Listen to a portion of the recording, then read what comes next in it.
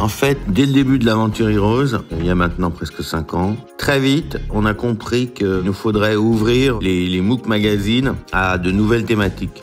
D'abord pour renouveler le genre, parce que Moto Heroes, le plus ancien des magazines, avait presque 10 ans. Et ensuite parce que nous devions partir en fait à la conquête d'un nouveau lectorat. On a donc dans un premier temps lancé des hors-séries. Notre plus gros succès, c'est de loin le spécial James Bond que nous avons sorti en concomitance avec le dernier film avec Daniel Craig. Et ensuite, on a continué avec des spéciaux comme les hors-séries sur Le Mans, des spéciaux moto. Et pour finir avec le lancement de Montre Heroes, ça a été un succès immédiat, orienté homme, puisque les produits étaient déjà largement mis en avant dans d'autres publications. Et enfin, Boat Heroes, donc univers nautique bateau. Donc on s'est aperçu aussi assez rapidement que malgré nos désirs d'éclectisme et de renouveau, c'était pas très facile d'aborder certains sujets, car en fait on était dépendant, on était obligé systématiquement de les lier à la thématique du leader, c'est-à-dire l'auto, la moto, le bateau, les montres.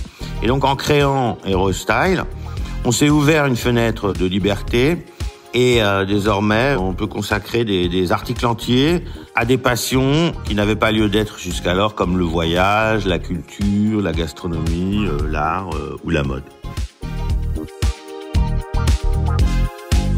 La signature Heroes, c'est évidemment la passion, mais surtout l'élégance. Le style Heroes, vous le retrouvez évidemment dans tous nos opus, mais dans une obsession, c'est l'envie de se différencier.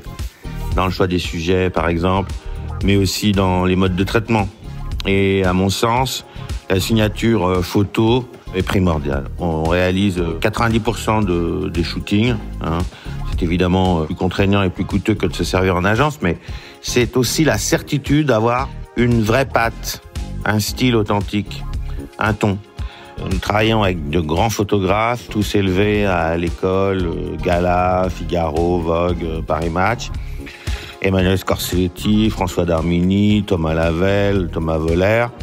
Des piliers du métier qui connaissent nos envies et surtout nos exigences, quoi.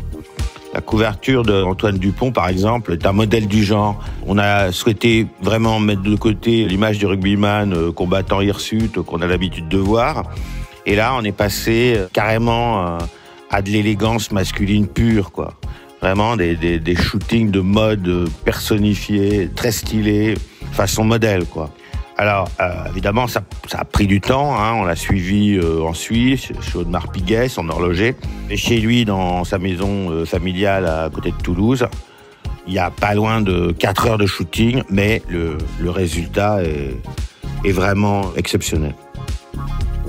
Je vous l'ai dit, la qualité photo, c'est notre signature. Notre signature, on la retrouve tout au long du magazine. En plus de la couverture Antoine Dupont, dont je vous parlais tout à l'heure, on a un sujet par exemple sur Jérôme Gallienne, qui est sociétaire de la Comédie Française, qui a accepté de nous recevoir pour un shooting mode, habillé tout en Hermès, dans un salon magnifique de l'hôtel Alfred Sommier, derrière l'Opéra. Les photos sont vraiment très très belles. On a pu aussi shooter le danseur étoile Paul Marc dans le décor magnifique également de l'Opéra de Paris. Il avait troqué ses chaussons de danse à l'occasion contre des souliers Weston, puisque c'est un ambassadeur de la marque. On est allé aussi chez Berluti, à Milan, avec Emmanuel Scorsetti. On est allé aussi à Saint-Émilion, au Château Pavie. Pour les rubriques, là aussi, on s'est donné beaucoup de mal, notamment autour des illustrations. On est parvenu à convaincre François-Régis Gaudry, le chroniqueur gastronomique dont tout le monde parle en ce moment, de poser à l'intérieur même de son réfrigérateur. C'est une photo sympathique et drôle, dont on a eu l'idée par rapport à une photo très connue de Harrison Ford. Et nous sommes parvenus à convaincre Thierry Ardisson d'abandonner son costume noir pour poser en blanc dans une rubrique parfum où il nous raconte son amour pour le célèbre parfum de Guerlain, Habit Rouge.